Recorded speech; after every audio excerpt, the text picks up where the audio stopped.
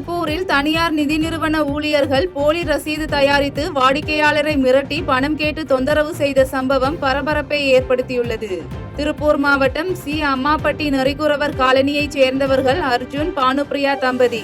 Bhanupriya 2024 September மாதம் தாராபுரத்தில் உள்ள cellphone கடையில் முன்பணம் 2000 ரூபாய் செலுத்தி தவணை முறையில் செல்போன் வாங்கி தவணைகளை சரியாக கட்டி வந்த நிலையில் கடந்த 2 மாதங்களில் தாமதம் ஏற்பட்டது.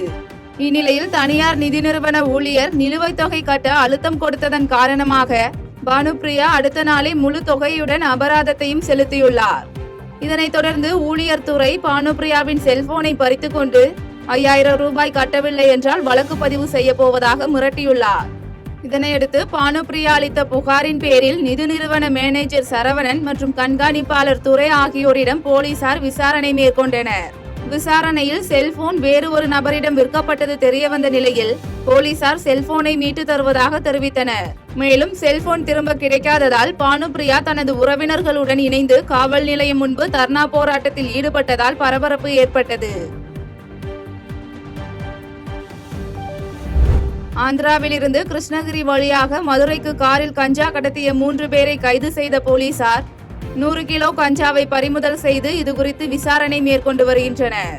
ஆந்திர மாநிலம் குப்பம் பகுதியில் இருந்து கிருஷ்ணகிரி வழியாக தமிழகத்தின் பல்வேறு மாவட்டங்களுக்கு தொடர்ந்து கஞ்சா கடத்தி வருவதாக புகார் எழுந்தது.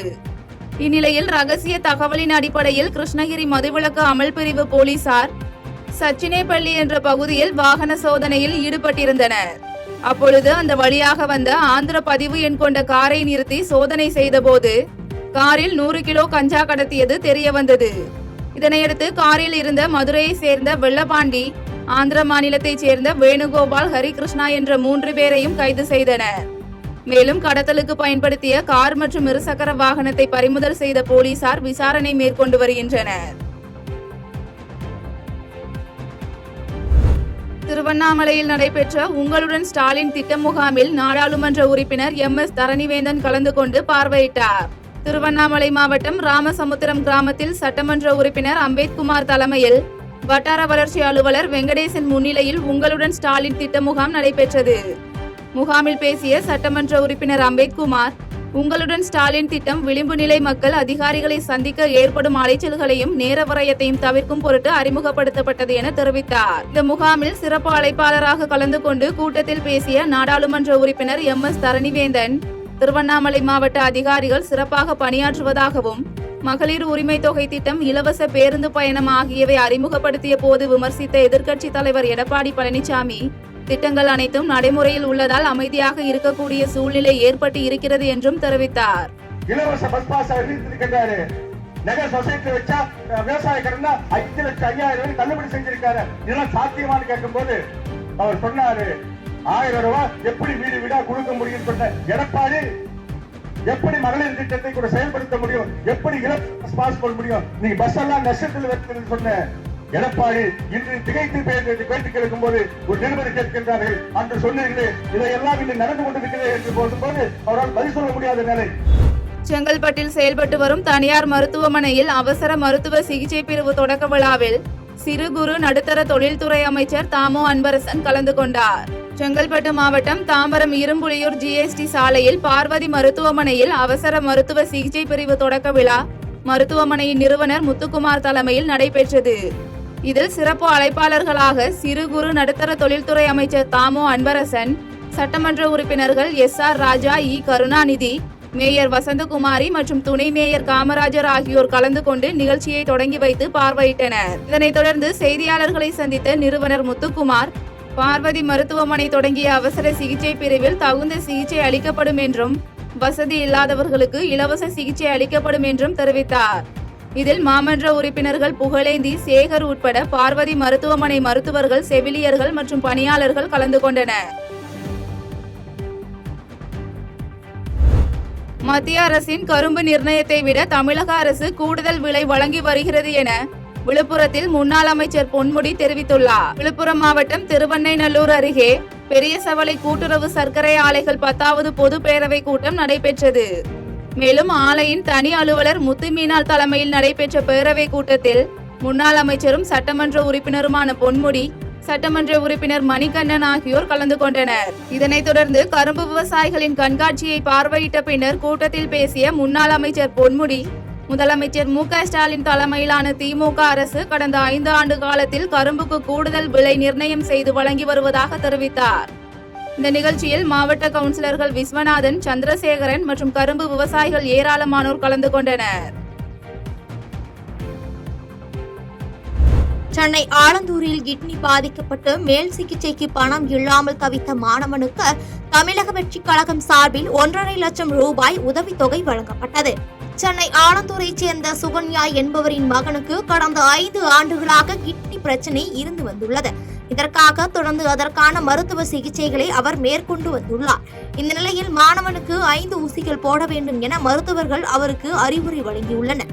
மேலும் ஒரு ஊசி 50,000 ரூபாய் என மொத்தம் 5 ஊசி விலை 2.5 லட்சம் ரூபாய் செலவாகும் என மருத்துவர்கள் தெரிவித்த நிலையில் மாணவனின் தாய் தாவேக சென்னை புறநகர் மாவட்ட செயலாளர் ஈசிஆர் சரவணனை அணுகியுள்ளனர். இதனைத் தொடர்ந்து மாவட்ட செயலாளர்கள் ஈசிஆர் சரவணன் கட்சி நிர்வாகிகளிடம் வசூல் செய்து சுமார் 1.5 லட்சம் ரூபாய் பணத்தை அந்த மாணவரிடம் வழங்கியுள்ளனர். இந்த சூழ்நிலை இருக்கும்போது ஹாஸ்பிட்டலில் வந்து ஒரு 5 இன்ஜெக்ஷன் போடணும் அப்படின்ற மாதிரிலாம் சொல்லியிருந்தாங்க. செவ்வாய்க்கிழமை டைமில் தான் வந்து என்கிட்ட தலைமை ஆஃபீஸ் வந்து சொன்னாங்க, இந்த மாதிரி ஒரு விஷயம் சார் இதுமாதிரி பண்ணணும் அப்படின்னாங்க. எவ்வளோமா ஒரு இன்ஜெக்ஷன் ஒரு 50,000 ரூபாய் கிட்ட ஆகும்னு சொன்னாங்க. இப்போதைக்கு என்னால் ஒரு 3 இன்ஜெக்ஷன் நாங்கள் ரெடி பண்ணி தரோமா, ஃபஸ்ட்டு பையனை போய் அதை செக்அப் பண்ணி அதை உடனே பாருங்கம்மா சொன்னோம். உடனடியாக எங்கள் தமிழக வெற்றி வாட்ஸ்அப் குரூப்பில் எங்கள் குரூப்பில் போட்டு உடனடியாக சென்னை புறநகர் மாவட்ட கழக நிர்வாகிகள் மற்றும் சார்பணிகள், ஒன்றியம், நகரம் பகுதி, கிளைக்கழக, மகளிர் அனைவரும் சேர்ந்து எங்களால் முடிஞ்ச உதவி 24 மணி நேரத்தில் அவங்களுக்கு வந்து நாங்கள் ஒரு 1.5 லட்சம் ரூபாய் வந்து ரெடி பண்ணி கொடுத்துருக்கோம். ரொம்ப சந்தோஷமாக இருக்குது. தாவேகா உடனான கூட்டணி குறித்து தற்போது வரை நிராகரிக்கப்படவில்லை என புதிய தமிழகம் கட்சியின் நிறுவனர் டாக்டர் கிருஷ்ணசாமி பேட்டியளித்துள்ளார். தூத்துக்குடி மாவட்டம் கோவில்பட்டியில் புதிய தமிழகம் கட்சியின் நிறுவன தலைவர் டாக்டர் கிருஷ்ணசாமி செய்தியாளர்களை சந்தித்து பேட்டியளித்தார். அப்பொழுது பேசிய அவர், பன்னாட்டு நிறுவனங்கள் தொடங்கப்படும் போது உள்ளூர் மக்களுக்கு வேலைவாய்ப்பு அளிக்க சட்டம் கொண்டு வரப்படும் என்று திமுக வாக்குறுதி அளித்தும் இன்று வரை அந்த சட்டத்தை கொண்டு வரவில்லை என்று குற்றம் சாட்டி பேசினார். மேலும் கூட்டணி ஆட்சியை குறித்து தமிழக வெற்றிக் கழகத்தின் தலைவர் விஜய் தொடர்ந்து வலியுறுத்தி வருவதாக கூறிய அவர், எங்களை பொறுத்தவரை எதையும் இந்த நிமிடம் வரை நிராகரிக்கவில்லை என்று விளக்கமளித்து பேசினார். 2021ஆம் ஆண்டு சட்டமன்றத்தில் திமுகவுடைய தேர்தல் அறிக்கையில் புதிதாக தொடங்கப்படக்கூடிய பன்னாட்டு நிறுவனங்களில் உள்ளூர் மக்களுக்கு முன்னுரிமை அளிப்பதற்கு உண்டான சட்டம் கொண்டு வரப்பட வேண்டும் என்பதும் அந்த 505 வாக்குறுதிகளில் ஒன்று. இன்று வரையிலும் அது போன்ற அவர்கள் கொடுத்த வாக்குறுதிப்படி அந்த சட்டத்தை கொண்டு வரவில்லை. குடியாத்தம் அருகே 4 வயது சிறுவனை காரில் கடத்தி சென்ற 2 போலீசார் கைது செய்தனர். வேலூர் மாவட்டம் குடியாத்தம் காமாட்சியம்மன் பேட்டை பவளக்கார தெருவைச் சேர்ந்தவர்கள் வேணு ஜெனி. இந்த தம்பதியினரின் 4 வயதான குழந்தை யோகேஷ் தனியார் பள்ளியில் படித்து வந்துள்ளார். இந்நிலையில் தனியார் பள்ளியில் படிக்கும் தனது குழந்தையை தந்தை வேணு பள்ளி முடிந்து வீட்டுக்கு அழைத்து வந்தபோது அங்கு வீட்டு வாசலில் காரில் காத்துக் கொண்டிருந்த நபர்கள் வேணு மீது மிளகாய் பொடி தூவி குழந்தையை கடத்தி சென்றுள்ளனர்.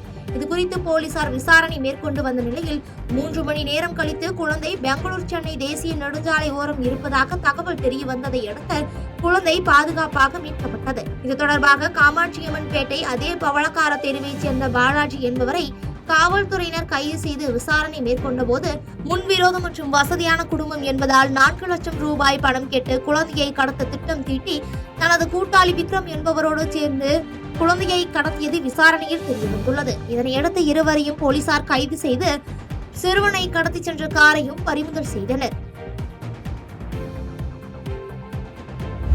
செஞ்சி அருகே தேசிய ஊரக வேலைவாய்ப்பு திட்டத்தின் கீழ் நடைபெறும் 100 நாள் வேலை பணியின் போது குளவி கொட்டியதில் பாதிக்கப்பட்ட மூதாட்டி மருத்துவமனையில் சிகிச்சை பலனின்றி உயிரிழந்தார். விழுப்புரம் மாவட்டம் செஞ்சி ஊராட்சி ஒன்றியத்திற்குட்பட்ட சிங்கவரம் ஊராட்சியில் தேசிய ஊரக வேலைவாய்ப்பு திட்டத்தின் கீழ் நடைபெறும் 100 நாள் பணிகள் நடைபெற்று வருகின்றன. இந்நிலையில் நேற்று முன்தினம் 100 நாள் வேலைக்காக அக்கிராமத்தில் அமைந்துள்ள குமராத்தம்மன் கோயில் அருகே உள்ள ஓடையை தூர்வாரும் பணி நடைபெற்ற போது முட்புதரில் கட்டியிருந்த குளவி கொட்டியதில் 8 பெண்கள் காயமடைந்தனர். இதனையடுத்து அங்கிருந்த 108 ஆம்புலன்ஸ் மூலம் காயமடைந்தவர்களை மீட்டு மருத்துவமனையில் சிகிச்சைக்காக அனுமதித்தனர்.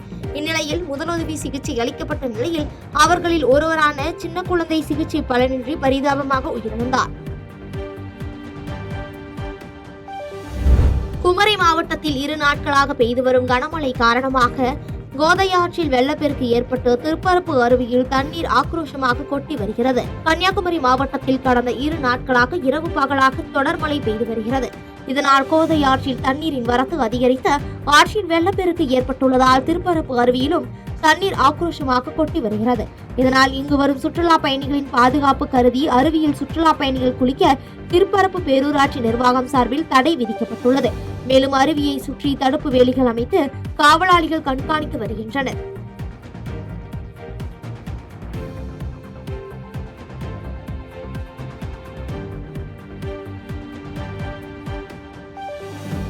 செய்திகளை உடனுக்குடன் தெரிந்து கொள்ள கீழ்கண்ட கேபிள் மற்றும் டிடிஎச் நெட்வொர்க்குகளில் எம்நாடு செய்தி தொலைக்காட்சியை காணுங்கள்.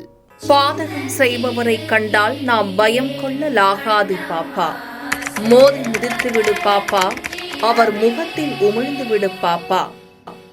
அண்மை செய்திகளை உடனுக்குடன் தெரிந்து கொள்ள இணைந்திருங்கள் எம்நாடு தொலைக்காட்சியுடன்.